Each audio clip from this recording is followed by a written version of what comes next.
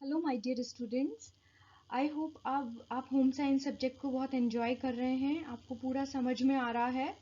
आज हम हमारा थर्ड चैप्टर जिसका हम पार्ट फर्स्ट कर चुके हैं, आज हम इसका पार्ट सेकंड स्टार्ट करेंगे जिसका नाम है भोजन, पोषण, स्वास्थ्य और स्वस्थता, food, nutrition, health and fitness. Students, हमने अपने पार्ट फर्स्ट में भोजन की परिभाषा, पोषण की परिभाषा, स्वास्थ्य की परिभाषा, फिटनेस की डेफिनेशन और पोषक तत्वों के बारे में जाना था। आज हम किशोरावस्था में भोजन संबंधी आदतों को प्रभावित करने वाले कारकों का विश्लेषण कर सकेंगे और खान-पान संबंधी विकृतियां कौन सी है, उनके कारण, लक्षण और पोषण संबंधी हस्तक्षेप और उनकी पहचान कर सकेंगे। तो हम अपना टॉपिक स्टार्ट करते हैं, डाइटरी पैटर्न्स इन एडोलेसेंस। किशोर के स्वास्थ्य और गुणवत्ता के लिए भोजन खाना महत्वपूर्ण है। स्टूडेंट्स, यहाँ पे हम सबसे पहले यह जानेंगे कि किशोरों के लिए भोजन की क्या महत्ता है, क्यों आवश्यक है और कौन कौन से कारण हैं जो कि भोजन संबंधी विकृतियां उत्पन्न कर देता है और उन कारणों के द्वारा कौन से लक्षण हैं और हमें किस तरीके से पोषण संबंधी हस्तक्षेप करना चाहिए, हम उसकी पहचान करेंगे। तो किशोर के स्वास्थ्य और गुणवत्ता के लिए भोजन करना बहुत ही इम्पोर्टेंट है। मतलब किशोर को, जो किशोर बालक बालिकाएं हैं, उन्हें अपने भोजन को स्किप नहीं करना चाहिए, क्योंकि इस समय उनके शरीर में वृद्धि और विकास चल रहा होता है। बहुत सारे डेवलपमेंट्स चल रहे होते हैं, जैसे फिजिकल डेवलपमेंट है, सोशल डेवलपमेंट है, मेंटल डेवलपमेंट है। तो इस समय भोजन करना बहुत ज़्यादा इम्पोर्टेंट है। किशोरों की पोषण संबंधी आवश्यकताएं अत्यधिक भिन्न होती है, लेकिन यौवनारंभ के दौरान तीव्र वृद्धि और शारीरिक संरचना में परिवर्तन के कारण यह बढ़ जाती है। इस समय बहुत ज़्यादा आयरन की आवश्यकता होती है, कैल्शियम की आवश्यकता होती है। जैसे जैसे किशोर बड़े होते हैं, उनके यौवना आरंभ के कारण उनका वृद्धि और विकास तीव्र गति से होता है और उनकी शारीरिक संरचना में बहुत सारे परिवर्तन होते हैं।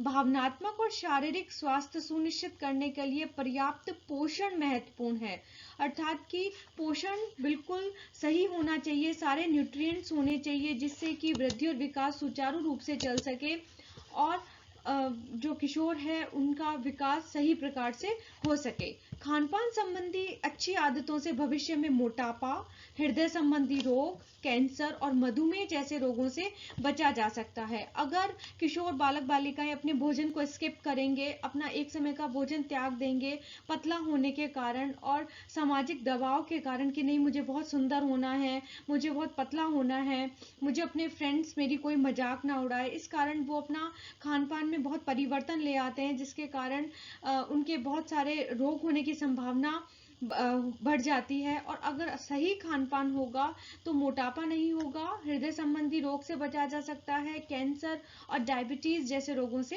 बचा जा सकता है। किशोरों में निर्धारित मात्रा से कम मात्रा में विटामिन ए, थायमीन, लौह तत्व और कैल्शियम लेने की संभावना रहती है। किशोर उससे अधिक मात्रा में, उनको आवश्यकता तो इन पोषक तत्वों की होती है, पर वो ज्यादा क्या लेते हैं, वसा का इंटेक ज्यादा करते हैं, शुगर, प्रोटीन और सोडियम लेते हैं। दोनों भोजन के बीच में खाने की आदतों पर अक्सर चिंता व्यक्त की जाती है। किशोर अधिक ऊर्जा और प्रोटीन वाले खाद्य पदार्थ आमतौर पर चुनते हैं। इनकी संपूर्ण रूप से ताजा सब्जियां, फलों और संपूर्ण खाद्यान्न उत्पादों पर बल दिया जाना चाहिए। इस समय शरीर में वृद्धि और विकास हो रहा होता है, तो जितना अच्छे तरीके से फ्रूट्स एंड वेजिटेबल का इंटेक किया जाएगा, खाया जाएगा और अपने भोज्य पदार्थों में संतुलित आहार लिया जाएगा और सभी खाद्य उत्पादों को भोजन में सम्मिलित किया जाएगा, तो वृद्धि और विकास सुचारू रूप से होगा और शरीर के सभी विकास सही प्रकार से होंगे। अब यहाँ पे पहला प्रश्न होता है कि किशोर की खान-पान संबंधी आदतें क्या हैं? पहले तो हमें किशोरावस्था में होने वाली आदतों के बारे में जानना है और उन्हें पहचानना क्यों आवश्यक है। तो किशोर में आहार पैटर्न को समझने के लिए हमें आहार की पोषण संबंधी पर्याप्तता का बेहतर मूल्यांकन करने में और यह सुनिश्चित करने में कि वे स्वास्थ्य और कुशलता हेतु न्यूनतम आवश्यकताओं की पूर्ति कर रहे हैं, सहायता मिलेगी। सबसे पहले हमें इस बात का मूल्यांकन का अर्थ है स्टूडेंट, जांच करना आवश्यक है कि आहार के द्वारा सभी पोषक पोषक तत्व उनके शरीर में पहुंच रहे हैं या नहीं पहुंच रहे हैं। इस समय किसी भी पोषक तत्व की कमी नहीं होनी चाहिए, क्योंकि कमी के प्रभाव से इस अवस्था में रोग होने की संभावना बढ़ जाती है। अब इस समय खान पान संबंधी आदतें क्या हो जाती है कि भोजन ना खाना, अपना भोजन स्किप करना, नियमित रूप से फास्ट फूड लेना, और फास्ट फूड जैसे कि वो अपना भोजन स्किप कर देते हैं तो वो उन्हें लगता है कि हम थोड़ा सा कुछ अलग से स्नैक्स ले लें जिससे कि हमारी भूख खत्म हो जाए। वो अपने फ्रेंड्स के प्रभाव से फास्ट फूड की तरफ ध्यान ज़्यादा आकर्षित करने लग जाते हैं। फल और सब्जियां ना खाना, इसमें इस समय उनकी बहुत रुचि होती है कि मैं यह सब्जी नहीं खाऊंगी, मुझे ये पसंद नहीं है। तो ऐसा नहीं होना चाहिए, इस आदत को उन्हें नहीं लेना चाहिए। और बार बार नाश्ता या स्नैक्स लेना और डाइटिंग करना शामिल है। तो ये आदतें हैं जो कि किशोरावस्था के दौरान हो जाती हैं। भोजन में सबसे पहला जो पहचान करना है वो है कि भोजन में अनियमितता और एक बार भोजन ना करना, इरेगुलर मील एंड स्किपिंग मील।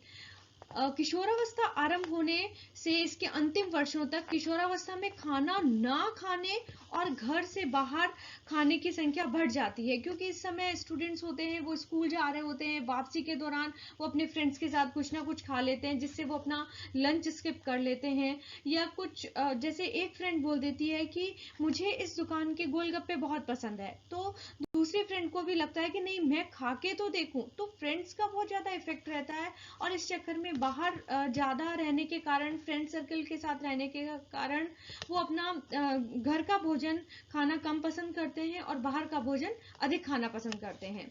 इस समय स्वतंत्रता और घर से बाहर समय बिताने की बढ़ती आवश्यकताओं को दर्शाते हैं। इस समय बाहर समय बिताने की आवश्यकताएं बढ़ जाती है, जैसे बच्चे ट्यूशन्स लेने के लिए जाते हैं, बच्चे कोई अलग से कोर्स कर रहे होते हैं उस दौरान, तो वो घर से अधिक समय तक बाहर रहते हैं, और इस समय अधिक कार्य करने के कारण उनका ऊर्जा का हास ज्यादा होता है, तो उन्हें भूख भी लगती है, पर वो इस समय अपने घर का खाना ना खा के बाहर का खाना पसंद करते हैं। रात्रि का भोजन दिन का सर्वाधिक नियमित रूप से खाया जाने वाला भोजन है। इसे कम मात्रा में खाना चाहिए, पर खाना जरूर खाना चाहिए, इसे स्किप नहीं करना चाहिए। लड़कों की तुलना में लड़कियां अधिकतर शाम का खाना, सुबह का नाश्ता और दोपहर का भोजन खाना छोड़ देती हैं। सीमित संसाधनों वाले कई परिवारों में किशोर को पर्याप्त मात्रा में भोजन नहीं मिलता है। परिवार में सीमित साधन होते हैं जिनके कारण बहुत सारे किशोर होते हैं जिनको पर्याप्त मात्रा में भोजन नहीं मिल पाता है, जिसका क्या प्रभाव होता है स्टूडेंट्स, जिसके कारण उनमें पोषक तत्वों की कमी हो जाती है। और हमने पार्ट फर्स्ट में पढ़ा था कि हमारे शरीर को कार्बोहाइड्रेट, प्रोटीन, वसा, खनिज लवण, विटामिन, रेशे और जल की ये पोषक तत्व होते हैं जिनकी मात्रा आवश्यक रूप से आवश्यक होती है। किशोरों और 25 वर्ष की आयु से कम के युवाओं द्वारा अक्सर नाश्ते की अपेक्षा की जाती है। वो अपना नाश्ता स्किप कर देते हैं, और इसके पीछे बहुत सारे कारण हो सकते हैं, जैसे कि समय का अभाव होना, सुबह इतना समय नहीं मिलता है और उन्हें लंबी दूरी पर जाना होता है। तो बहुत सारे कारण हो सकते हैं जिनके कारण कि वो अपना नाश्ता या ब्रेकफास्ट स्किप कर देते हैं। ब्रेकफास्ट नहीं खाया जाता है, और लड़कियां लड़कों की अपेक्षा ज्यादा नाश्ता नहीं लेती हैं। इसका एक संभावित कारण यह हो सकता है कि पतला होने की कोशिश करना और बार बार डाइटिंग करने का प्रयास करना। इस समय जो किशोर बालक बालिकाएं होती हैं उन्हें लगता है कि हमें डाइटिंग करनी चाहिए जिससे कि हम फिट लगे, पतले लगे, पर ये जो फिट वर्ड है, फिटनेस वर्ड है, ये खाना छोड़ने से नहीं होगा, बल्कि अपने खाने में सभी पोषक तत्वों को सम्मिलित करने से होगा। बहुत से किशोर की लड़कियां यह मानती है कि वे नाश्ता और दोपहर का भोजन नहीं खाएंगे तो उनका वजन नियंत्रित कर सकती है। वास्तव में इस क्रिया से बिल्कुल विपरीत प्रभाव पड़ता है। स्टूडेंट्स, आप इस पॉइंट को जरूर समझें, क्योंकि यह आप लोगों के लिए बहुत इंपॉर्टेंट है कि हमें यह कॉन्सेप्ट नहीं फॉर्मेट करना चाहिए कि हमें अपना खाना स्किप कर देना चाहिए। इसके अलग प्रभाव होते हैं। दोपहर के भोजन के समय तक उन्हें इतनी अधिक भूख लग जाती है कि वे बचाई हुई किलो कैलोरीज की क्षतिपूर्ति के लिए और अधिक कैलोरीज ग्रहण कर लेते हैं। मतलब उन्हें लगता है कि मैं भोजन स्किप कर दूं, और इस चक्कर में वो खाना नहीं खाते हैं, भूखे रहते हैं, पर थोड़ी देर में उन्हें इतनी भूख लग जाती है क्योंकि कार्य तो वो कर रहे होते हैं और उस कार्य के दौरान उनकी ऊर्जा का हास हो रहा होता है, यानी ऊर्जा में कमी आ रही होती है, तो उन्हें अपने शरीर में ऊर्जा लेने के लिए कुछ ना कुछ खाना चाहिए होता है। तो वो बल्कि अपनी भूख को मिटाने के लिए अधिक कैलोरीज ग्रहण कर लेते हैं, ज्यादा खा लेते हैं। इससे अच्छा है कि आप नियमित समय पर अपना भोजन लें और अपना भोजन स्किप ना करें। ये आप लोगों के लिए बहुत ही इंपॉर्टेंट है। नाश्ता ना खाने से उपापचय धीमा हो जाता है और इसके परिणाम स्वरूप वजन बढ़ता है और कार्य क्षमता में कमी आती है। देखो स्टूडेंट्स, इसका मैं आपको एक सिंपल सा कॉन्सेप्ट देती हूँ। क्योंकि आपने शाम का खाना जो खाया वो 7-8 बजे के करीब खा लिया। अब 7-8 बजे के बाद खाना खाने के बाद अगर जो किशोर बालक बालिकाएं हैं उन्होंने अपना ब्रेकफास्ट स्किप कर दिया, तो उसके कारण अब वो जब लंच लेते हैं तो रात के खाने से लंच तक के खाने के बीच में बहुत बड़ा टाइम होता है, बहुत लंबा समय होता है, जिसमें हमें कुछ ना कुछ जरूर खाना चाहिए। हमें अपना ब्रेकफास्ट स्किप नहीं करना चाहिए, जिसका क्या परिणाम होता है कि वजन बढ़ने लग जाता है और कार्य क्षमता में कमी आ जाती है। जो हमारी वर्क एफिशिएंसी होती है, कार्य करने की जो हमारी क्षमता होती है, वो कम हो जाती है। इसलिए अब आप ये चैप्टर पढ़ने के बाद अपना किसी भी टाइम का खाना स्किप नहीं करेंगे, बल्कि आप खाएंगे और आप न्यूट्रिशनल चीजें खाएंगे, पोषक पदार्थ को खाएंगे। सेकेंड पॉइंट है स्व अल्पाहार, स्नैकिंग। किशोरों के लिए शायद जीने का तरीका, सर्वाइवल टेक्निक है कि वो क्या करते हैं कि स्नैक्स लेना पसंद करते हैं। यह जरूरी नहीं है कि ये एक खराब आदत है। विशेष तौर पर सक्रिय और बढ़ते हुए किशोरों में यह ऊर्जा स्तर बनाए रखने में सहायता करता है, क्योंकि उन्हें कार्य करने के लिए अधिक ऊर्जा की आवश्यकता होती है।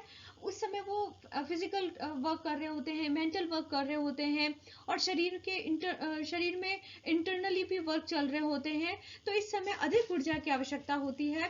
तो यह जो स्नैक्स लेने की आदत है ये खराब आदत नहीं है, बल्कि इससे ऊर्जा का स्तर बना रहता है।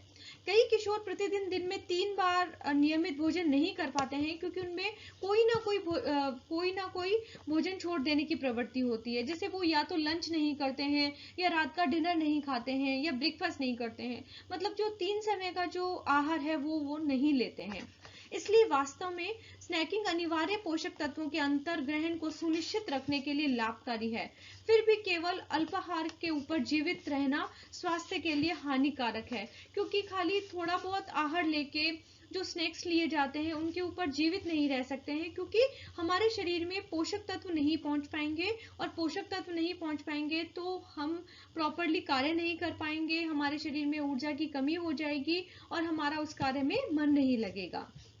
थर्ड पॉइंट है फास्ट फूड्स। किशोरों में विशेषकर शहरी क्षेत्रों में फास्ट फूड खाने की प्रवृत्ति अधिक होती है, क्योंकि यह सुविधाजनक होता है, इजीली मिल जाता है, और आजकल तो ये किसी भी रेस्टोरेंट में मिल जाता है। पर ये जो फास्ट फूड्स होता है ना स्टूडेंट्स, इसके अंदर वसा की मात्रा और कैलोरीज बहुत ज्यादा होती है। तो ये आजकल की फैशन बन गया है, और हमें अगर हम फास्ट फूड्स भी ले रहे हैं तो हमें क्या करना चाहिए, बेहतर विकल्प का चुनाव करना चाहिए कि कौन सा फास्ट फूड हमारे लिए अच्छा है, जिसमें थोड़ी कम वसा हो, कैलोरीज हो। हमें विकल्प चुनने चाहिए, ठीक है, और विकल्प के आधार पर सही स्नैक्स लेने चाहिए और फास्ट फूड लेने चाहिए। फोर्थ पॉइंट है डाइटिंग। किशोरों में मोटापा एक गंभीर समस्या बनता जा रहा है। संपूर्ण जन समुदाय में शरीर का आदर्श वजन बनाए रखने के लिए हस्तक्षेप किए जाने की आवश्यकता है। यदि ऐसा नहीं किया जाता है तो उनमें 80% लोग वयस्क होने पर सामान्य से अधिक मोटे होंगे।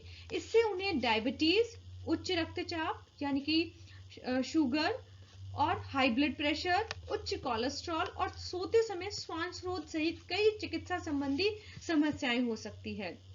फिर भी सामान्य वजन वाले किशोर अक्सर डाइटिंग करते हैं। मतलब जो किशोर बालक बालिकाएं हैं उनका वजन बिल्कुल ठीक है, फिर भी उनके दिमाग में रहता है कि नहीं, मुझे डाइटिंग करनी चाहिए, और उसके पीछे एक ही धारणा होती है कि मुझे क्या होना है, पतला होना है। मैं अपने फ्रेंड्स के बीच में पतला होना चाहती हूँ, क्योंकि ये किसका इफेक्ट होता है, ये मीडिया का इफेक्ट होता है कि मीडिया के प्रभाव से उन्हें लगता है कि नहीं, मुझे पतला रहना है, जिससे कि मैं बहुत सुंदर लगूंगी।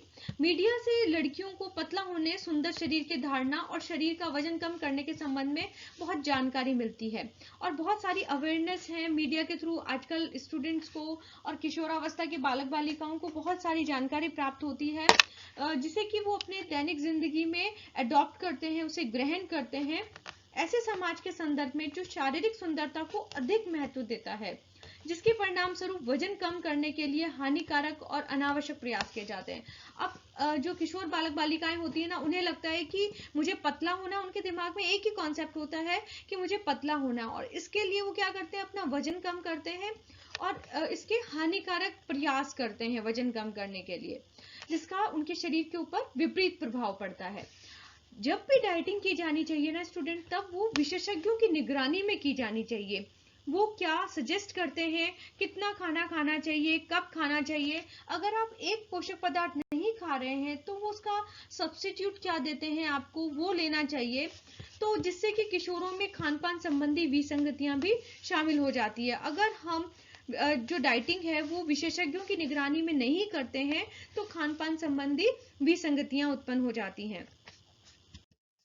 अब है कि डाइटिंग के कुछ लक्षण हैं। अब डाइटिंग के क्या लक्षण है कि जो किशोर बालक बालिकाएं हैं वो भोजन छोड़ देते हैं, या थोड़ा थोड़ा करके खाते हैं, या वो फास्ट रखना शुरू कर देते हैं, या वो डाइट पिल्स का, दवाइयों का उपयोग करना शुरू कर देते हैं। तो ये अगर लक्षण हो रहे हैं तो पेरेंट्स को जानना चाहिए कि बच्चा ऐसा क्यों कर रहा है, वो क्यों अपना भोजन छोड़ रहा है, अपने खाने को कम क्यों कर रहा है, कहीं वो कोई डाइट पिल्स तो नहीं ले रहा है। ये सारा ऑब्जर्व करना पेरेंट्स का काम रहेगा कि पेरेंट्स अपने बच्चों पर ध्यान रखें कि उनका जो खाना खाने की आदत है, भोजन संबंधी आदतें हैं, वो बिल्कुल सही होनी चाहिए। इस प्रकार की डाइटिंग के परिणाम स्वरूप वजन कम करने और उन्हें वही वजन प्राप्त करने के चक्कर के साथ खानपान संबंधी विकृतियां और मोटापा। अब इसके कारण क्या प्रभाव पड़ता है स्टूडेंट्स, कि डाइटिंग के कारण क्या होता है कि खानपान संबंधी विकृतियां उत्पन्न हो जाती हैं, मोटापा होने लग जाता है, क्योंकि अगर जो डाइटिंग है वो डाइटिशियन के देखरेख में नहीं की जाती है तो आत्मविश्वास में कमी हो जाती है। जो किशोर बालक बालिकाएं हैं उनका कॉन्फिडेंस लेवल कम हो जाता है, अन्य मनोवैज्ञानिक समस्याएं हो जाती हैं, वो समाज से थोड़ी दूरी बनाने लग जाते हैं, और घर में जैसे कोई भी पार्टी है तो उसमें वो जाना पसंद नहीं करेंगे। उन्हें लगता है कि मैं पार्टी में जाऊंगी तो मैं ज़्यादा खा लूंगी तो मैं मोटी हो जाऊंगी। तो ये सारी उधेड़ बुन है वो उनके दिमाग में चलती रहती है, यानी उनके दिमाग में बहुत सारी मनोवैज्ञानिक समस्याएं उत्पन्न हो जाती हैं, जिसके परिणाम स्वरूप हृदय संबंधी समस्याएं और बढ़ सकती है। और अगर इस पे लंबे समय तक ध्यान नहीं दिया जाता है तो इसमें मृत्यु होने की संभावना भी हो सकती है। डाइटिंग से संबंधित समस्याओं को दूर करने के लिए एक उपाय यह है कि डाइट शब्द को हटाकर उसके स्थान पर क्या शब्द यूज किया जाना चाहिए स्टूडेंट्स, ये बहुत इंपॉर्टेंट है आप सब लोगों की एज ग्रुप के बच्चों के लिए और किशोर बालक बालिकाओं के लिए, कि डाइट शब्द को हटाकर उसके स्थान पर स्वस्थ खान पान को प्रतिस्थापित किया जाना चाहिए। कि जो भी खा रहे हैं, चाहे वो स्नैक्स ले रहे हैं, कुछ भी ले रहे हैं, पर वो क्या होना चाहिए, स्वस्थ होना चाहिए, संतुलित होना चाहिए और उसे लेना चाहिए। यदि आप जीवन में नियमित रूप से स्वस्थ जीवन शैली और स्वस्थ आहार पद्धति अपनाते हैं तो आपको निरंतर डाइटिंग करने की आवश्यकता नहीं होगी।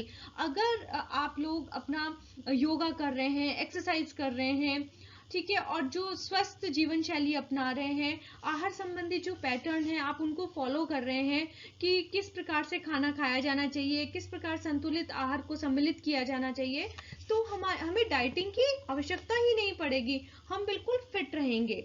स्वस्थ आहार को बढ़ावा देने के लिए खान पान संबंधी आदतों को पहचान करना पहला कदम है। सबसे पहले यह जानना चाहिए, और इस चैप्टर को पढ़ने के बाद स्टूडेंट्स आपको अपने खान पान संबंधी आदतों को पहचानना है, क्योंकि देखो होम साइंस जो सब्जेक्ट है ना वो हमारी जिंदगी के लिए बहुत इंपॉर्टेंट है। हमें सबसे पहले उसे अपने जीवन में उतारना है और अपने आप की पहचान करना है कि जो हम पढ़ रहे हैं क्या हम उसको खुद फॉलो कर रहे हैं। स्वास्थ्य जीवन शैली को अपनाना सर्वोत्तम है, जिसमें स्वस्थ खान पान संबंधी आदतें और नियमित व्यायाम शामिल है। मतलब आपके जो खान पान संबंधित आदतें हैं वो बिल्कुल सही होनी चाहिए, और रेगुलर एक्सरसाइज को अपने डेली रूटीन में आपको अडॉप्ट करना है, क्योंकि अगर हम व्यायाम करेंगे तो हमारे शरीर की इंटरनल एक्टिविटीज होगी, मतलब जो ऊर्जा का ह्रास होगा, कैलोरीज बर्न होगी और हमें भूख लगेगी, और हम सही प्रकार से हमें उस समय उचित पोषक तत्वों का सेवन करना चाहिए, संतुलित आहार का सेवन करना चाहिए। स्टूडेंट्स, मैंने यहाँ पे एनसीईआरटी की किताब का पूरा चैप्टर इंक्लूड किया है। ये थोड़ा सा लंबा तो हो जाता है, पर मुझे लगता है कि इस समय जबकि लॉकडाउन का टाइम चल रहा है तो आपके पास सारे नोट्स अवेलेबल हो सके, आपके पास पूरी किताब के नोट्स प्रॉपरली पहुंच सके, इसलिए मैंने इसमें हर एक लाइन को इंक्लूड किया है। आप हर एक वर्ड को समझें, लाइन को समझें और इसके नोट्स बनाएं। सेकंड क्वेश्चन है, किशोरावस्था के दौरान आहार संबंधी आदतों में परिवर्तन करने की आवश्यकता क्यों होती है? और इसका एक क्वेश्चन ये भी बन सकता है कि स्वस्थ आहार पद्धतियों को किशोर द्वारा किस प्रकार अपनाया जाना चाहिए। अब पहले हमने पढ़ा कि हमने पहचान की कि इस समय किशोर बालक बालिकाओं की कौन कौन सी आदतें होती हैं, ठीक है। अब हम ये पढ़ेंगे कि इन आदतों में परिवर्तन की कहाँ आवश्यकता है। आप शायद क्वेश्चन समझ रहे होंगे। पहला जो हमारा क्वेश्चन था उसमें हमने यह जाना कि खान पान संबंधी आदतों के बारे में जानना क्यों आवश्यक है और कौन सी आदतें हैं हमें उन्हें पहचानना है। तो हमने उन आदतों के बारे में बात की। अब हम उन आदतों में कौन कौन से परिवर्तन की आवश्यकता होती है हम इसको जानेंगे। किशोरावस्था वह समय है जब कई बार किशोर साथियों के कहे अनुसार घर का नियमित खाना जो कि स्वास्थ्यकारी होता है, मतलब हम घर में एक अच्छे स्वस्थ वातावरण में हाइजीनिक वे से खाना तैयार करते हैं तो वो स्वास्थ्यकारी होता है हमारे शरीर को के लिए। और वो स्वास्थ्यकारी खाना तो नहीं खाते, बल्कि जो बाहर का खाना है जो कि स्वास्थ्यकारी नहीं है। किशोरों में एक सामान्य सी बात है, हमारे जीवन शैली और आहार पद्धति को बदलना तभी सरल है यदि हमें यह विश्वास हो कि हम ऐसा करना चाहते हैं। यानी हमें घर का स्वस्थ खाना खाना चाहिए, स्वच्छ खाना खाना चाहिए और बाहर का जो फूड है वो कम से कम खाना चाहिए। मैं ये नहीं कहती कि बिल्कुल भी नहीं खाना चाहिए, क्योंकि इस समय किशोर बालक बालिकाएं होते हैं वो बाहर जाते हैं, वो अपने फ्रेंड्स के साथ जाते हैं। बहुत बार होता है कि दूरी अधिक होने के कारण वो अपने घर पे समय पे नहीं पहुंच पाते हैं, तो उन्हें अपनी उस समय जो भूख लग रही होती है उसके लिए वो कुछ भी स्नैक्स खा सकते हैं, पर वो स्वास्थ्यवर्धक होने चाहिए, वो हमारे शरीर को नुकसान देने वाले नहीं होने चाहिए। तो पहला है परिवर्तन, कौन सी आदतों में परिवर्तन किया जाना चाहिए। तो पहली आदत है कि टीवी देखने के समय को सीमित करना चाहिए, क्योंकि ऐसा होता है कि जो किशोर बालक बालिकाएं होते हैं वो टीवी देख रहे होते हैं और टीवी देखते देखते वो खाना खाते हैं, जो कि एक गलत तरीका है, जिसमें उन्हें यह नहीं पता चलता है कि वो कितना खाना खा रहे हैं। या तो वो अधिक मात्रा में खाना खाना शुरू कर देते हैं, या वो टीवी में इतने ज़्यादा इन्वॉल्व हो जाते हैं देखने में कि वो अपना खाना ही छोड़ देते हैं। तो इस आदत को सीमित करना चाहिए कि हमें एक लिमिटेड टाइम तक ही टीवी देखना चाहिए। और आजकल तो जो बच्चे हैं वो वीडियो गेम, मोबाइल्स, कंप्यूटर्स पे पूरा टाइम लगे रहते हैं, तो हमें उन्हें अपनी इस आदत को सुधारना चाहिए। सेकेंड है खान पान संबंधी स्वस्थ आदतें। प्रतिदिन 3 बार औसत मात्रा में संतुलित आहार तथा 2 बार पोषक तत्वों से भरपूर। स्टूडेंट्स, अब हम जब होम साइंस पढ़ रहे हैं और आप होम साइंस सब्जेक्ट के स्टूडेंट्स हैं, तो आपको पोषक तत्वों के बारे में पूरी जानकारी होनी चाहिए। आप जो भी खाना खा रहे हैं वो पोषक तत्वों से परिपूर्ण होना चाहिए, भरपूर होना चाहिए। इस प्रकार का नाश्ता लेने की कोशिश करना चाहिए, ना कि भोजन को छोड़ना चाहिए, ठीक है। थर्ड पॉइंट है स्व अल्पाहार, स्नैक्स है। दिन में केवल 2 बार स्नैक्स लिए जाने चाहिए। इनमें कम कैलोरीज वाले खाद्य पदार्थ जैसे कच्चे फल अथवा सब्जियां शामिल की जा सकती है। स्नैक्स के लिए उच्च कैलोरी अथवा उच्च वसायुक्त भोजन मिलकर आलू के चिप्स हो गए, बिस्किट्स, तले हुए खाद्य पदार्थों का प्रयोग नहीं करना चाहिए। निसंदेह आप एक आध बार अपना मनपसंद का स्नैक्स खा सकते हैं, लेकिन इसे अपनी हैबिट में नहीं लेना चाहिए, अपनी आदत में नहीं लेना चाहिए। कभी कभी बाहर का मतलब थोड़ा बहुत स्नैक्स लेना चाहिए, पर ऐसा नहीं है कि आप उसे अपनी आदत में शामिल कर लें और आप जो पोषक तत्व हैं उसे ना लेके आप अधिक मात्रा में वसा और शर्करा युक्त स्नैक्स लें, ऐसा नहीं होना चाहिए।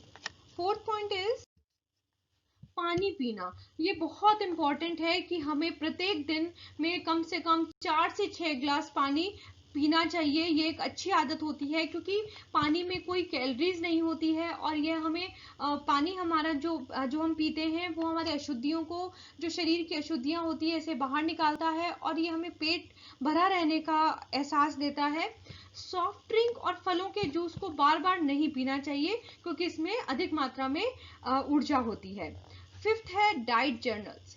इससे भोज्य पदार्थ और पेय पदार्थों के अंतर्ग्रहण, टीवी देखने, वीडियो गेम खेलने और व्यायाम के समय का साप्ताहिक ब्यौरा रखने में सहायता मिलती है। यानी एक टाइम टेबल फॉलो किया जाना चाहिए। और शरीर का वजन नापना एक अच्छी आदत होता है कि हम टाइम टाइम से अपने शरीर का वजन नापते रहें, और यह पता रहे कि हम अंडरवेट तो नहीं हो रहे हैं, हम ओवरवेट तो नहीं हो रहे हैं। हमें इस बात का ध्यान रखना चाहिए। 6 पॉइंट इज व्यायाम, जो कि बहुत इंपॉर्टेंट है इस टाइम में। और जिस समय की हमारी, अगर हम अभी कोविड-19 का टाइम देखें, इस समय हमारे लिए एक्सरसाइज बहुत ज़्यादा इंपॉर्टेंट है स्टूडेंट्स, और किशोर बालक बालिकाओं के लिए तो वैसे भी बहुत इंपॉर्टेंट है, क्योंकि इस समय हम बाहर नहीं ज़्यादा जा पा रहे हैं, तो हम घर में ही रह के एक्सरसाइज करें। यह स्वस्थ जीवन के लिए अनिवार्य है। शारीरिक कार्यकलापों को बढ़ाने हेतु थोड़ी दूरी तक जाना हो तो साइकिल चलाएं। आजकल साइकिल चलाना बहुत इंपॉर्टेंट हो गया है। और बिल्डिंग में लिफ्ट का प्रयोग करें। आप लिफ्ट का प्रयोग ना करें, ठीक है। और ज्यादा से ज्यादा सीढ़ियां चढ़ने का कोशिश करनी चाहिए। लिफ्ट का प्रयोग कम से कम करना चाहिए।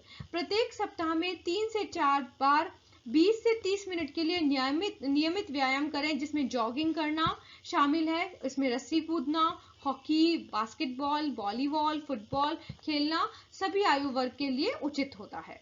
7 पॉइंट है नशीले पदार्थों का उपयोग और दुरुपयोग। यह वो टाइम होता है जब जो किशोर बालक बालिकाएं हैं वो अपने पीयर ग्रुप के प्रभाव से नशीले पदार्थों का सेवन करना प्रारंभ कर देते हैं। और जब वो नशीले पदार्थों का सेवन करना प्रारंभ कर देते हैं तो उन्हें भूख कम लगने लग जाती है और वो अपने भोजन को स्किप करना प्रारंभ कर देते हैं, जिसके कारण कि उनके शरीर पर विपरीत प्रभाव पड़ते हैं। अब इसमें वो तंबाकू लेना, शराब और नशीली दवाओं का व्यापक उपयोग किया जाता है। नशीली दवा और शराब के सेवन से किशोरों के पोषण तथा स्वास्थ्य पर हानिकारक प्रभाव पड़ता है, क्योंकि नशे के आदत में उन्हें भूख का एहसास नहीं होता है और वो अपना भोजन स्किप कर देते हैं। वो घर से दूरी बनाना प्रारंभ कर देते हैं और अपने मित्रों के साथ ज्यादा समय व्यतीत करना प्रारंभ कर देते हैं, जिससे कि वो उनका जो लाइफ का गोल है, लक्ष्य है, वो उससे दूर होना प्रारंभ कर देते हैं। ऐसे किशोरों को शारीरिक और मनोवैज्ञानिक पुनर्वास प्रक्रिया में पोषण संबंधी हस्तक्षेप, समर्थन और परामर्श महत्वपूर्ण भूमिका निभाते हैं। इस समय उन्हें मतलब समाज के द्वारा वापस पुनर्वास की आवश्यकता होती है, जिसमें कि समाज, ऐसा नहीं कि कोई किशोर बालक बालिकाएं नशे कर रहे हैं तो उन्हें दखल कर दिया जाए, समाज से अलग कर दिया जाए, बल्कि उन्हें समाज के लोगों के द्वारा उन्हें हेल्प करनी चाहिए और उनके पोषण संबंधी आवश्यकताओं को उन्हें बताना चाहिए। इसके साथ उनकी काउंसलिंग करवानी चाहिए और उन्हें पूरा अपना समर्थन देना चाहिए। अब ये तो हमने शहरी बालक बालिकाओं के बारे में पढ़ा। अब जो ग्रामीण क्षेत्रों में जो लड़के लड़कियां होते हैं, किशोर बालक बालिकाएं होते हैं, वो इस समय उनके पोषण संबंधी आवश्यकताएं क्या होती हैं कि इस समय वो बहुत सारा काम करवा रहे होते हैं। कृषि संबंधी कार्य, मुर्गी पालन, पशुपालन, मधुमक्खी पालन, इस प्रकार का बहुत सारा काम होता है जो कि ग्रामीण क्षेत्रों में होता है। तो उनका एनर्जी, उनको बहुत ज्यादा ऊर्जा की आवश्यकता होती है और इस समय किशोर बालक बालिकाओं में प्रोटीन संबंधी आवश्यकताएं भी अधिक होती हैं।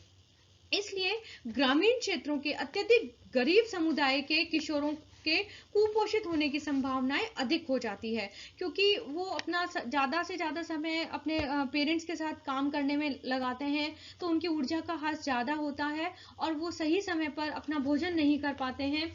और गरीबी इसका एक मुख्य कारण भी हो सकता है कि सीमित संसाधन ना होने के कारण, आर्थिक स्थिति सही ना होने के कारण जो पोषक तत्व हैं वो हम नहीं ले पाते हैं, जो किशोर बालक बालिकाएं होते हैं वो नहीं ले पाते हैं, जिसके कारण वो कुपोषण का शिकार हो जाते हैं। विशेष रूप से जो गर्ल्स होती हैं उनके अंदर आयरन डेफिशिएंसी हो जाती है, लोह तत्वों की कमी हो जाती है और उन्हें स्वस्थ रहने के लिए अच्छे खाद्य पदार्थों की आवश्यकता होती है, जिन्हें लोह तत्व प्रचुर मात्रा में मौजूद है। ग्रामीण क्षेत्रों में धनी परिवारों के किशोरों को शहरी परिवारों में उच्च आय वर्ग के किशोरों के समान ही कई समस्याएं होंगी। वे अधिकतर निष्क्रिय रहने वाले और वसा एवं कार्बोहाइड्रेट की प्रचुर मात्रा वाले खाद्य पदार्थों का सेवन करने वाले होंगे। तो ये एक डिफरेंस भी है कि जो गांव के बालक बालिकाएं हैं, किशोर बालक बालिकाएं हैं और शहर के हैं, तो उनमें थोड़ा डिफरेंस पाया जाता है। इस समय जो ग्रामीण क्षेत्रों में रहते हैं उन किशोर बालक बालिकाओं में कुपोषण हो जाता है, रक्त की कमी हो जाती है, जिसे एनीमिया रोग कहते हैं। तो इस समय इन बच्चों का विशेष तौर पर ध्यान रखना चाहिए और इन्हें प्रचुर मात्रा में उचित पोषण युक्त भोज्य पदार्थ उपलब्ध कराने चाहिए।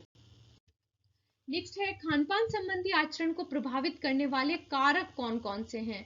स्टूडेंट्स, ये आपका बहुत इंपॉर्टेंट क्वेश्चन है, तो इसे आप ध्यान से समझें कि कौन कौन से कारण हैं जो कि खानपान संबंधी आचरण को प्रभावित करते हैं। ये कारक हैं सामाजिक, आर्थिक, राजनीतिक प्रणाली, खाद्य पदार्थ की उपलब्धता, उत्पादन और वितरण प्रणाली। मतलब प्रत्येक परिवार के ऊपर उसका सामाजिक, आर्थिक और राजनीतिक प्रभाव पड़ता है कि वो किस प्रकार का भोजन ले रहे हैं। अलग अलग परिवारों के अंदर अलग अलग रीतियां होती हैं, अलग अलग प्रथाएं होती हैं जिसके आधार पर वो भोजन लेते हैं।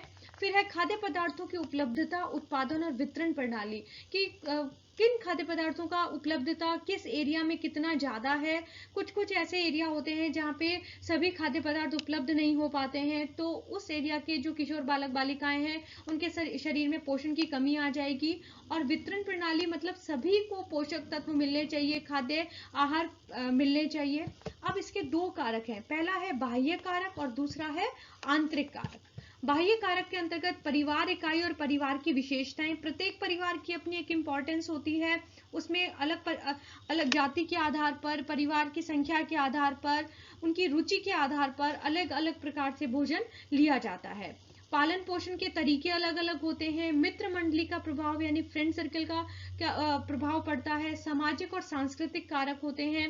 मानक और मूल्य, अलग अलग मानक मूल्य होते हैं परिवार के कि कुछ परिवार होते हैं वहाँ पे एक पोषक तत्व की मात्रा अधिक ली जाती है, किसमें कम ली जाती है। तो वो एरिया के आधार पर कि किस भौगोलिक क्षेत्र में परिवार रह रहा है उसके आधार पर भी यह एक कारक हो सकता है। जनसंचार का बहुत प्रभाव पड़ता है कि मीडिया का बहुत ज़्यादा इफेक्ट रहता है बच्चों के दिमाग में, किशोर बालक बालिकाओं के मस्तिष्क पे, कि जैसे मीडिया है, एक समय में मीडिया कहता है कि इस पोषक पदार्थ को खाना चाहिए, इसमें ये पोषक तत्व होते हैं, तो मीडिया के प्रभाव से किशोर बालक बालिकाएं उसको खाना प्रारंभ कर देते हैं। फास्ट फूड का अपना इफेक्ट होता है। खाने से संबंधित सनक कि कुछ खाद्य पदार्थ होते हैं जिसे किशोर कहते हैं कि नहीं मैं ये नहीं खाऊंगा, चाहे उसमें कितने भी पोषक पदार्थ उपलब्ध हों। और कुछ खाद्य पदार्थ होते हैं जिनको लेके वो होते हैं कि मुझे उस डाइट के अंदर प्रतिदिन वो खाद्य पदार्थ चाहिए ही चाहिए। ठीक है, तो इस प्रकार प्रत्येक किशोर बालक बालिकाओं की अपनी एक भोज्य पदार्थों को लेके एक अपनी रुचि होती है, एक थॉट होती है कि मुझे ये खाना है। पोषक संबंधी ज्ञान, पोषण संबंधी ज्ञान होना आवश्यक है। और व्यक्तिगत अनुभव, ये बाह्य कारक है जो कि खान पान संबंधी आचरण को प्रभावित करते हैं। आंतरिक कारक है कि शारीरिक आवश्यकताएं तथा विशेषताएं। इस समय किशोरावस्था में बहुत सारे परिवर्तन होते हैं।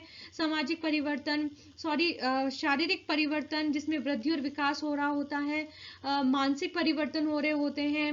बहुत सारे इस समय हार्मोनल चेंजेस होते हैं जिस समय कि पोषक तत्वों की हमें बहुत ज्यादा आवश्यकता होती है।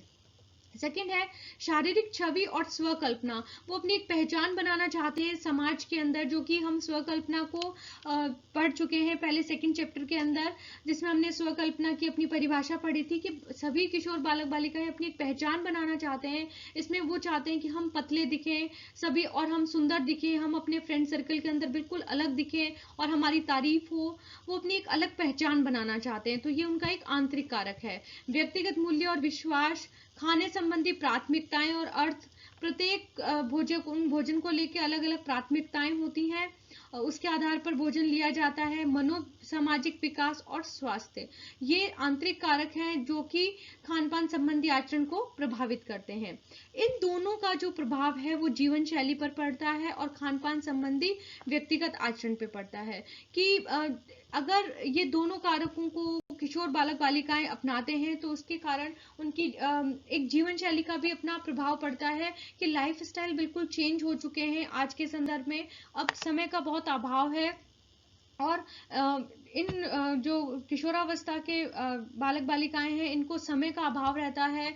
अब ये करियर को लेके बहुत ज़्यादा कॉन्शियस होते हैं, अपने जीवन को लेके, अपने शरीर को लेके, अपनी शारीरिक सुडोल, अपने शारीरिक अपनी पर्सनैलिटी को लेके ये बहुत ज़्यादा कॉन्शियस होते हैं।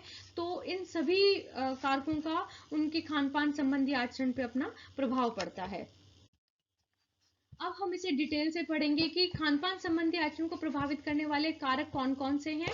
किशोरावस्था में पहुंचने पर किशोरों की खान-पान संबंधी आदतों को कई चीजें प्रभाव डालती हैं।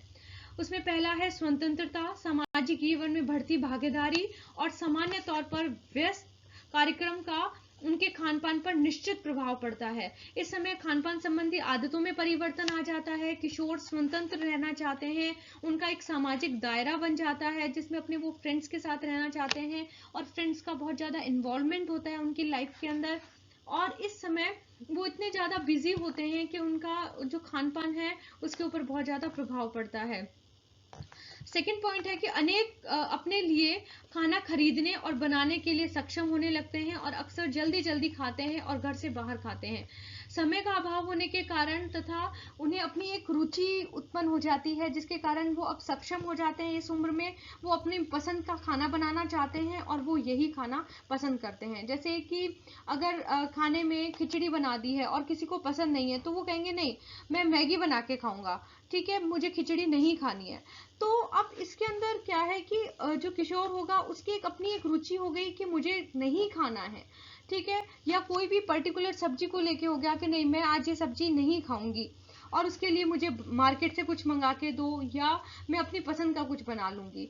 तो इस समय ये किशोर बालक बालिकाएं सक्षम होते हैं अपने लिए कुछ भी बनाने के लिए। और आपने देखा होगा आजकल हर रेसिपी यूट्यूब के ऊपर अवेलेबल है, तो कोई भी बालक बालिका अपनी इच्छा से जो इच्छा हो उनकी वो यूट्यूब के द्वारा जाके समझ के और अपनी पसंद का खाना बना सकते हैं। किशोरों को समुचित रूप से स्वस्थ खान पान संबंधी आदतें बनाने हेतु प्रोत्साहित करने के लिए अभिभावकों, माता पिता को बच्चों के उनके विकास काल के दौरान विभिन्न प्रकार के पोषक खाद्य पदार्थों में से चुनने का अवसर देना चाहिए।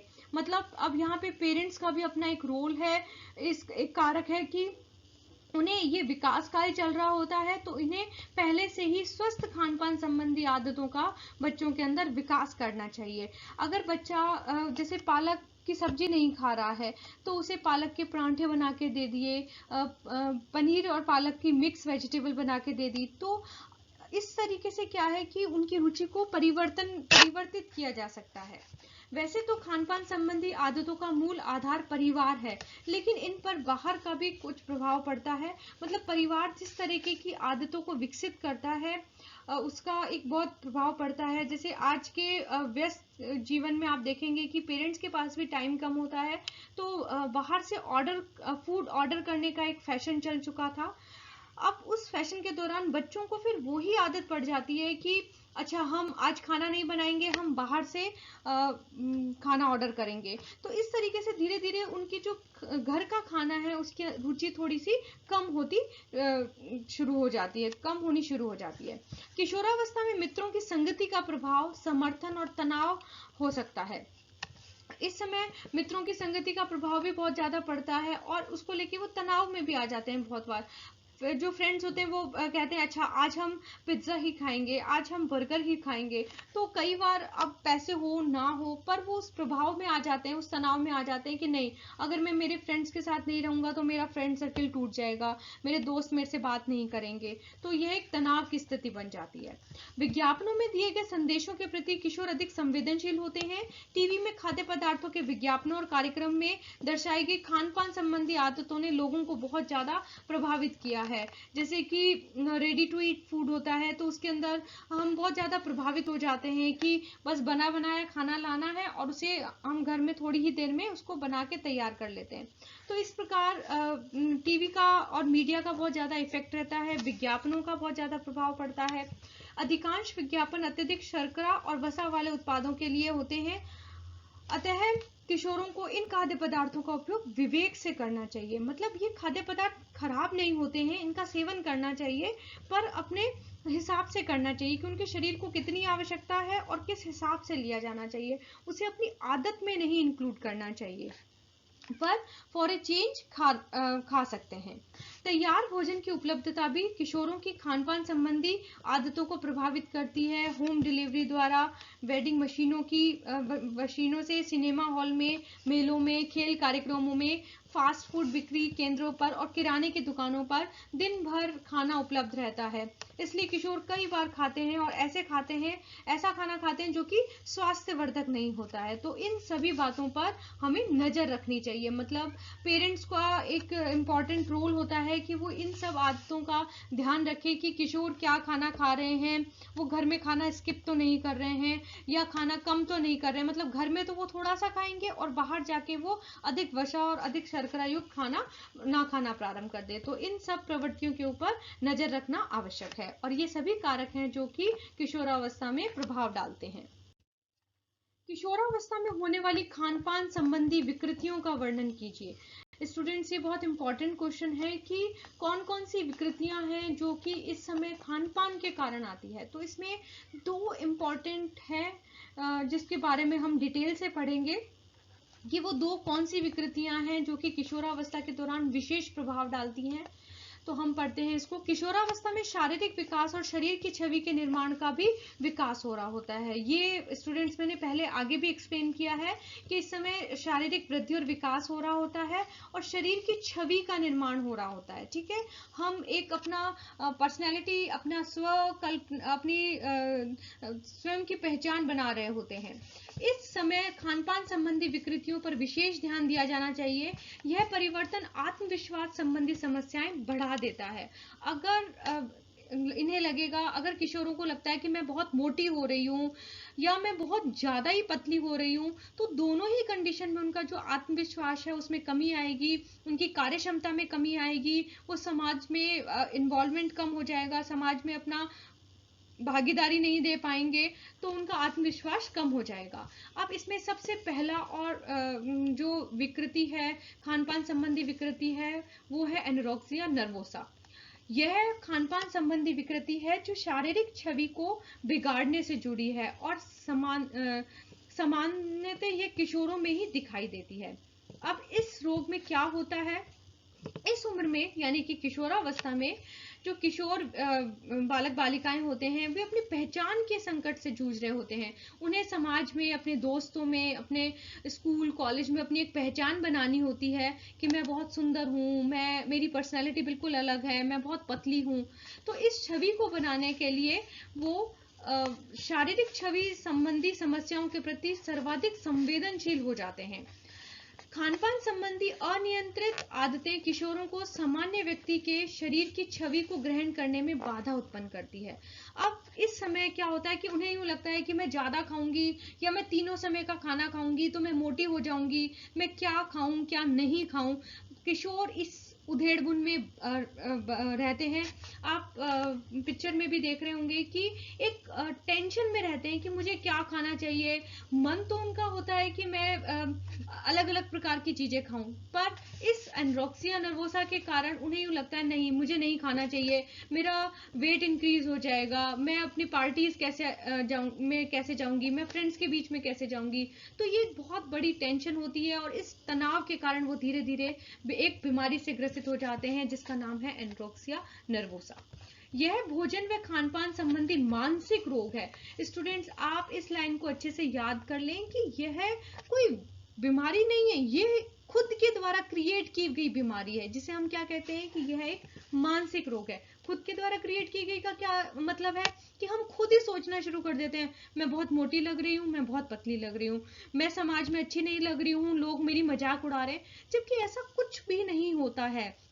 पर हम अपने दिमाग में इन बातों को बार बार सोचने लग जाते हैं और एक तनाव का माहौल उत्पन्न कर लेते हैं जो किशोरावस्था में पाया जाता है। किशोरावस्था में किशोर अपने शारीरिक स्वरूप पर विशेष ध्यान देते हैं।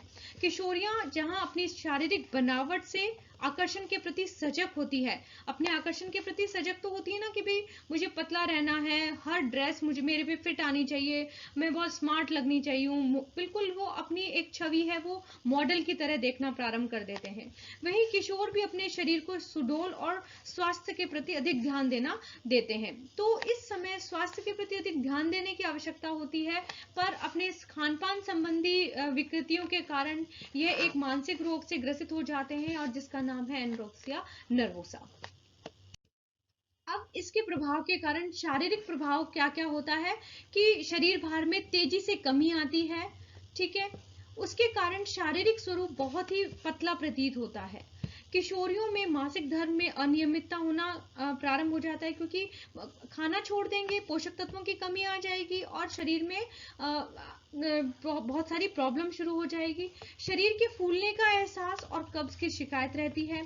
उल्टी, कई स्वास्थ्य समस्याएं जैसे हृदय रोगी, शारीरिक वृद्धि में रुकावट, दांतों की समस्याएं, रक्त संबंधी बीमारियों की आशंका बढ़ जाती है, क्योंकि खाना खाया और उसके बाद यूं सोचना कि नहीं मैं बहुत मोटी हो रही हूँ, तो उस दौरान वो जाके वोमिटिंग कर देते हैं। वोमिटिंग करते हैं तो शरीर के जो पाचन संस्थान है उनमें वो कमजोर होना प्रारंभ हो जाते हैं, शारीरिक वृद्धि में रुकावट आ जाती है, दांतों की समस्याएं उत्पन्न हो जाती है और वजन कम हो जाता है और बहुत सीवियर कंडीशन होने पर मृत्यु होने की संभावना भी हो सकती है।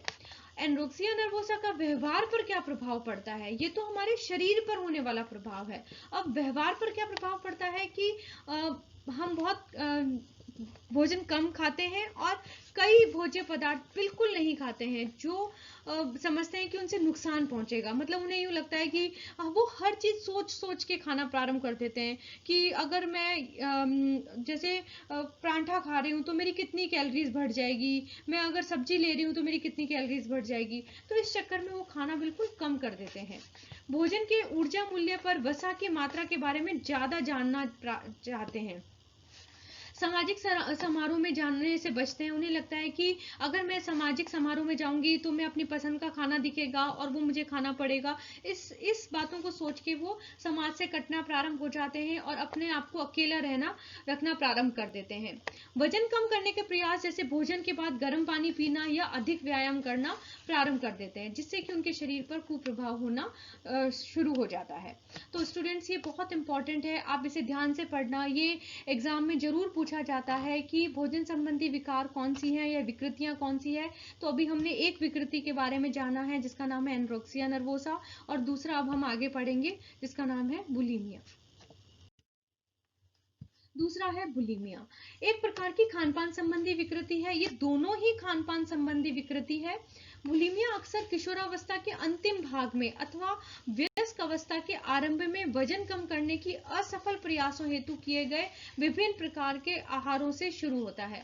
अब क्या होता है कि अपने वजन कम करने के लिए वो असफल प्रयास करते हैं। जैसे खाना तो खा लेंगे, जैसे ही खाएंगे मतलब अधिक मात्रा में खाना खाएंगे, फिर अचानक ही उन्हें लगता है कि अरे मैंने तो बहुत ज्यादा खाना खा लिया, मैं बहुत मोटी हो जाऊंगी। तो वो अचानक जाते हैं और अपने भोजन को वोमिटिंग करके निकाल देते हैं, या वो कुछ दवाइयां ऐसे लेते हैं जिससे कि वो पेट से सारा जो भोज्य पदार्थ उन्होंने खाया था वो निकाल देते हैं। अब और एक तनाव में रहते हैं, मुझे क्या खाना है क्या नहीं खाना है। मतलब पूरा जो कि इस समय उनके खुश रहने का, स्वस्थ रहने का समय होता है, उसमें वो अपने आप को एक मानसिक रोग से ग्रसित कर लेते हैं और बस खाने को कि मुझे क्या नहीं खाना चाहिए और क्या खाना चाहिए, इन्हीं बातों के बीच में वो उलझे रहते हैं। इससे ग्रस्त रोगी बार बार खाने लगता है, अत्यधिक खाता है, उल्टी अथवा निरीक्षकों के उपयोग के द्वारा पेट साफ कर लेता है। मतलब उसका खाने का बार बार मन करता है, वो अपने खाने पे कंट्रोल नहीं कर पाता है, खाना खाने के बाद वोमिटिंग कर देगा और उसके बाद वो पेट साफ कर लेता है। यह महिलाओं में अधिक होता है, लेकिन 5 से 10% खानपान संबंधी विकृतियां पुरुषों में भी पाई जाती है। अब इन दोनों के जो परिणाम हैं उन्हें हम यहाँ पे एक साथ भी पढ़ लेते हैं। पहले मैंने आपको एनोरेक्सिया नर्वोसा का अलग से भी समझा दिया है। अब उनके जो सिमिलर इफेक्ट्स हैं हम उनको जानते हैं। इसमें क्या प्रारंभ हो जाता है, शारीरिक परिवर्तन कैसे हो जाते हैं, जैसे ऐंठन आना, गुर्दा खराब होना, हृदय गति असामान्य होना, दांत कमजोर हो जाना, लड़कियों में एनोरेक्सिया से मासिक धर्म देर से प्रारंभ होना। ये वापस मैं रिपीट भी कर रही हूँ जिससे कि आपको रिवाइज हो जाएगा। कद स्थायी रूप से कम हो सकता है, इसमें हड्डियां कमजोर हो जाती हैं, मतलब शरीर का वृद्धि और विकास नहीं हो पाएगा, और वृद्धि नहीं होने के कारण जो हाइट है वो कम हो जाएगी, मतलब हाइट बढ़ नहीं पाती है और हड्डियां कमजोर होना प्रारंभ कर देती है। यह विकृतियों से बचने के लिए व्यक्तियों के पास सबसे अच्छा उपाय है कि अपनी विशिष्टता को सराहने की कला सीखना। अब अगर इस रोग से दूर होना है तो उसका एक ही सॉल्यूशन है स्टूडेंट्स, और वो है कि अपनी विशिष्टताओं को जानना। हमने सेकंड चैप्टर में भी यही पढ़ा था ना कि हम अपने कौशलों का, अपने गुणों को जाने और अपनी उससे पहचान बनाए, और अपना खुद का रिस्पेक्ट करना, अपना अपने अंदर अपनी पॉजिटिविटी ढूंढना, यह बहुत ज़्यादा इम्पॉर्टेंट है। और यह इतना इम्पॉर्टेंट है कि यह जीवन रक्षक सिद्ध होगा, मतलब वो हमारे जीवन को बचाने का में सहायक होगा। आहार संबंधी महत्वपूर्ण हस्तक्षेप में संतुलित आहार सुनिश्चित करना, अर्थात कि संतुलित आहार को ग्रहण करना, आहार में अधिक मात्रा में लेना और क्षतिपूरक पोषक आहार खाद्य संपूरकों का उपयोग करना शामिल है। इसमें यह ध्यान रखना है, सबसे इंपॉर्टेंट बात क्या है स्टूडेंट्स की अपनी विशिष्टताओं को सराहना, अपने जो पॉजिटिव पॉइंट्स हैं, अपने जो स्किल्स हैं, जो हमारे कौशल हैं, उन्हें उनकी तारीफ करना, अपने आप को पहचानना, अपने एबिलिटीज को पहचानना और अपना खुद का रिस्पेक्ट करना कि मैं जैसी भी हूँ मैं बहुत अच्छी हूँ, मैं हर काम को कर सकती हूँ, मुझे मुझे मैं सबसे, मेरा व्यवहार बहुत अच्छा है। तो अपनी पॉजिटिविटी को ढूंढना, ठीक है, और उसके साथ संतुलित आहार ग्रहण करना। स्वास्थ्य के लक्ष्यों की प्राप्ति के लिए स्वस्थ आहार सिद्धांतों को अपनाना। स्वस्थ आहार सिद्धांत क्या है कि जो पोषक युक्त आहार लेना, तीनों समय का आहार लेना, आहार को स्किप नहीं करना, टीवी लिमिटेड देखना, अपने आहार में पानी पीना और रेशे युक्त खाद्य पदार्थों का उपयोग करना, सूक्ष्म मात्रिक तत्व और मतलब दोनों प्रकार के पोषक तत्वों का उपयोग करना।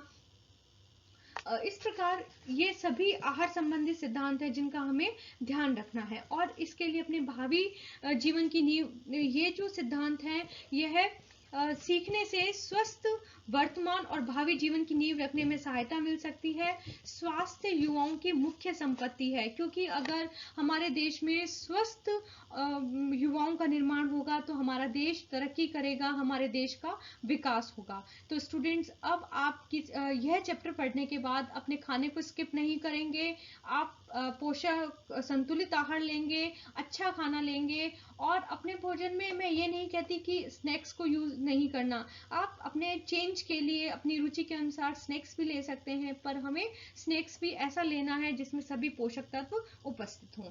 तो आगे स्टूडेंट्स, यहाँ तक हमने इन रोगों के बारे में जाना। ये दो इम्पॉर्टेंट रोग हैं जो कि आप अच्छे से पढ़ें, और ये एग्जाम में बहुत ज़्यादा इम्पॉर्टेंट है।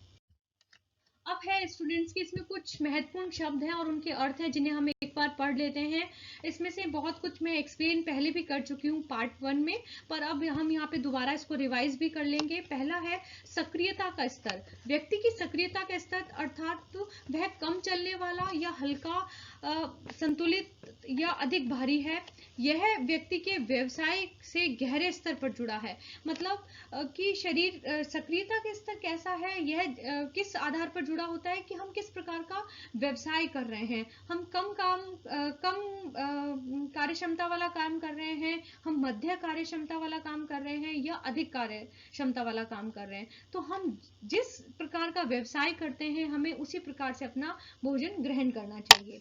सेकंड है संतुलित आहार, यानी कि बैलेंस डाइट। आहार जिसमें विभिन्न प्रकार के खाद्य पदार्थ पर्याप्त मात्रा में, ये वर्ड स्टूडेंट्स आप अपनी डेफिनेशन में जरूर इंक्लूड करें, जिसमें कि पर्याप्त मात्रा और सही अनुपात में सभी पोषक तत्व शामिल होने चाहिए। सभी पोषक तत्व होंगे जिससे कि हमारे शरीर का विकास होगा, उसे हम क्या कहेंगे, संतुलित आहार कहेंगे। यानी कि वह आहार जिसमें उचित मात्रा में और सही अनुपात में सभी पोषक तत्व उपस्थित हों और जिससे हमारे शरीर का विकास होगा, उसे हम क्या कहेंगे, संतुलित आहार कहेंगे। तीसरी डेफिनेशन है खाद्य वर्ग किसे कहते हैं, अनेक सामान्य गुणों वाले खाद्य पदार्थ जिनमें एक साथ समूहित किया गया हो। समूहित करने की विशेषताएं, कार्य, पोषक तत्व और स्रोत हो सकते हैं। जैसे खाद्य वर्ग हमने अपने पार्ट 1 में पढ़ा था, जिसमें हमने 2 प्रकार से उनको वर्गीकृत किया था, माइक्रोन्यूट्रिएंट्स और मैक्रोन्यूट्रिएंट्स में डिवाइड किया था, और उनके अलग अलग कार्य हैं कि कुछ पोषक तत्व हमें ऊर्जा प्रदान करते हैं, कुछ हमारे शरीर को में उत्तकों और कोशिकाओं का निर्माण करने का कार्य करते हैं, हमारी रोग प्रतिरोधक क्षमता बढ़ाने का काम करते हैं, हमारे शरीर की स्वच्छता का काम करते हैं। तो इस प्रकार से बहुत सारे उनके कार्य हैं, अलग अलग पोषक पदार्थों के अलग अलग कार्य हैं जो कि खाद्य वर्ग के अंतर्गत आते हैं। फोर्थ है स्तनपान। वह अवधि जब माँ अपने शिशु को दूध पिलाती है उसे स्तनपान अवस्था कहते हैं। फिफ्थ है सक्रिय शरीर क्रियात्मक स्थिति। वह स्थिति जब विशेष शारीरिक अवस्थाओं के कारण पोषक तत्वों की आवश्यकता बढ़ जाती है। जैसे विशेष अवस्थाएं होती हैं, जैसे गर्भावस्था और स्तनपान कराने की अवस्था, उस समय जो महिला की भोजन संबंधी आवश्यकताएं होती हैं, उससे और अधिक जो न्यूट्रिएंट्स हैं वो ऐड कर दिए जाते हैं, क्योंकि ये विशेष अवस्थाएं होती हैं जिनमें उन्हें अधिक पोषक तत्वों की आवश्यकता होती है। तो इसे कहते हैं शरीर क्रियात्मक स्थिति। सिक्स्थ है आरडीए, संस्तुत आहार्य मात्रा, जिसको कि हम पार्ट 1 में भी समझ चुके हैं। यहाँ पे मैं दोबारा से इसको रिवाइज करवा रही हूँ। पोषक तत्वों की वे मात्राएं जो व्यवहारिक रूप से सभी स्वस्थ व्यक्तियों की आवश्यकताओं को पूरा करते हैं। यह किसी एक व्यक्ति की आवश्यकता नहीं, बल्कि ऐसे दिशा निर्देश हैं जो हमें दैनिक रूप से खाए जाने वाले पोषक मात्रा के बारे में बताते हैं। यानी कि किशोरावस्था के समय कितना कैल्शियम कितना लेना चाहिए, प्रोटीन कितना लेना चाहिए, कैलोरीज कितनी लेनी चाहिए, हर पोषक तत्व कितनी कितनी मात्रा में लेना चाहिए, गर्भावस्था के दौरान कितना लेना चाहिए, सामान्य कार्य करने वालों को, अधिक कार्य करने वालों को कितनी कितनी मात्रा में इनकी आवश्यकता होती है भोज्य पदार्थों की और पोषक तत्वों की, इसके बारे में जानते हैं। तो इसे हम कहते हैं आरडीए। अब स्टूडेंट्स यहाँ पर हमारे चैप्टर खत्म हो गया है। अब मैंने इसमें कुछ क्वेश्चंस लिए हैं आपके लिए, जो कि इस प्रकार। स्टूडेंट्स, यहाँ पे मैं आपके लिए कुछ क्वेश्चंस लेके आई हूँ जो कि एनसीईआरटी की बुक से है। फर्स्ट क्वेश्चन है, आरडीए और आवश्यकता के बीच अंतर स्पष्ट कीजिए। तो आवश्यकता यानी कि हमारे शरीर को जो न्यूनतम आवश्यकता चाहिए होती है उसके बारे में बताना है कि शरीर को विभिन्न पोषक तत्वों की कमी होने और रोगों से बचाने के लिए जिन पोषक तत्वों की आवश्यकता होती है वह न्यूनतम आवश्यकता कहलाती है। और आरडीए, जिसकी डेफिनेशन अभी हमने पढ़ी थी, कि जब न्यूनतम मात्रा में व्यक्ति की अवस्था और शारीरिक आवश्यकताओं के अनुरूप पोषक तत्वों की कुछ अतिरिक्त मात्रा को जोड़ दिया जाता है, जैसे गर्भावस्था के दौरान, स्तनपान अवस्था के दौरान, तो अतिरिक्त मात्रा को जो जोड़ दिया जाता है उसे हम प्रस्तावित मात्रा या आरडीए कहते हैं। आपने इसका जो फर्स्ट पार्ट हमने बनाया था उसमें हमने एक फॉर्मूला भी लिखा था कि आरडीए इक्वल्स टू आवश्यकता प्लस अतिरिक्त सुरक्षा मात्रा। तो आपको इस तरीके से इसका आंसर करना है। सेकंड क्वेश्चन है, खाद्य वर्गों के प्रयोग से संतुलित भोजन की योजना बनाना किस प्रकार सरल और स्पष्ट हो जाता है। तो खाद्य वर्ग हमने पढ़े थे, 5 प्रकार के खाद्य वर्ग होते हैं। उन खाद्य वर्गों का उपयोग करके किस प्रकार संतुलित भोजन की योजना बनाना चाहिए, कि जो हमने वर्गों में बांटे थे कि अनाज और दालों का उपयोग कितना करना चाहिए, वसा और वसा से संबंधित खाद्य पदार्थ, दूध व दूध से बने पदार्थ, फल व सब्जियां, और उनका उपयोग करके हम संतुलित भोजन की योजना बनाते हैं। थर्ड क्वेश्चन है कि ऐसे 10 खाद्य पदार्थों के नाम बताइए जो संरक्षण खाद्य वर्ग से संबंधित हैं, अपने चयन के कारण भी लिखे। तो इसमें आप एक टेबल बनाइए जिसमें आप लिखेंगे कि कौन से खाद्य पदार्थ हैं। जैसे कि गाजर है तो गाजर के अंदर कौन से चयन का क्या कारण होगा, तो उसके अंदर बीटा कैरोटीन पाया जाता है, पोटेशियम है, रेशे पाए जाते हैं जो कि हमारे शरीर को विटामिन ए प्रदान करते हैं। ऐसे ही जैसे पत्ता गोभी है तो उसमें क्या पाया जाता है, सेब है तो उसमें क्या पाया जाता है, नींबू में विटामिन सी पाया जाता है, पोटेशियम, विटामिन B6 की प्राप्ति होती है। तो इस प्रकार जो खाद्य पदार्थ हैं उनसे कौन से संरक्षित खाद्य वर्ग प्राप्त होते हैं, उनसे हमें कौन से पोषक तत्व प्राप्त होते हैं, उसकी आपको एक लिस्ट बनानी होगी। फोर्थ क्वेश्चन है, उन कारकों की चर्चा करें जो किशोरावस्था में खान पान संबंधी आचरण को प्रभावित करती है। तो ये हमने आज की वीडियो में पढ़ा है कि आचरण को कौन कौन से कारक प्रभावित करते हैं, कौन कौन से खान पान संबंधी आचरण को कौन से कारक प्रभावित करते हैं। उसमें हमने व्यक्तिगत कारक, जिसमें बाह्य कारक, आंतरिक कारक, उन कारकों के बारे में पढ़ा, उन्हें एक्सप्लेन करना है। फिफ्थ क्वेश्चन है कि खान-पान संबंधी 2 विकृतियों का विस्तार से वर्णन करें जो किशोरावस्था में हो सकती है और उसकी रोकथाम का सर्वोत्तम उपाय बताइए। तो ये हमने आज पढ़ा कि हमने दोनों विकार पढ़े जिसमें एनोरेक्सिया नर्वोसा और बुलिमिया के बारे में हमने जानकारी प्राप्त की। आपको उसे एक्सप्लेन में लिखना है कि उसके शारीरिक कारण क्या है, उनको ठीक करने के क्या तरीके, उनकी काउंसलिंग करवाई जानी चाहिए, डॉक्टर की सलाह लेनी चाहिए और परिवार के साथ समय व्यतीत करना चाहिए। इस प्रकार से आपको ये इन क्वेश्चंस के आंसर लिखने हैं। आई होप कि आपको ये पूरा चैप्टर समझ में आ गया है। आप इसके नोट्स बनाएं, इसके क्वेश्चन आंसर करें और अगर आपको मेरा ये वीडियो पसंद आए तो इसे लाइक और सब्सक्राइब करना ना भूलें। Thank you.